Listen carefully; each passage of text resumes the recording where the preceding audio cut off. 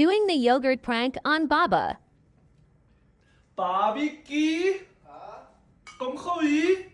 Wat se? Ek is live, kom gou die mense conversation hier man. Kom praat 'n bietjie met die Hallo mense. julle, laat dan nou speak. Ek kon nou, ek gaan gou badkamer toe. Laat Dankie dan- my lief.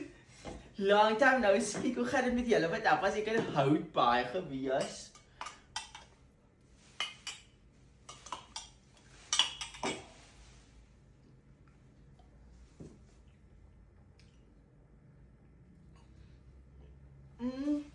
Okay. Mense, soos ek gesê het ek die produk nie. Ek het dit gekoop in China. Ek het ek het dit online gekoop all the way van China. So ek gebruik dit vir my hakke. So as jy ou vel het, eelde en jy wil net dead skin af van jou voete afkry nie, is dit baie goed. So en wat ek gou vir julle verduidelik, dit is baie sterk, né? So jou vel gaan miskien brand. Doen. Ek sit dit aan my. Ek sit dit hier aan my.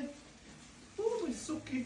Ek sit dit so aan my voete, dan brand dit die ou vel af.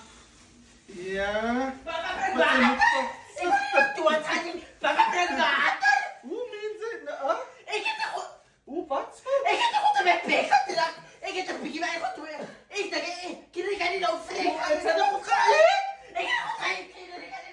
Ai, as jy so uitgeëet. Ons het dan nou net sappe geëet. My longe brand, ik kan niet voelen wat mijn hospitaal toe. Nee, Mijn longe brand, wat mijn hospitaal. dan lyk dit 'n mens kan nog nooit so uitgeëet wees om alles te eet. Ik heb gewoon witte kinderen, ik heb gewoon witte. Wat mijn hospitaal, ik kan voelen mijn longe Nee, brand. man, is fyn. Jy kan nie meer met jou wat so uitgeëet is vir Kijk, alles. wat kan je maken?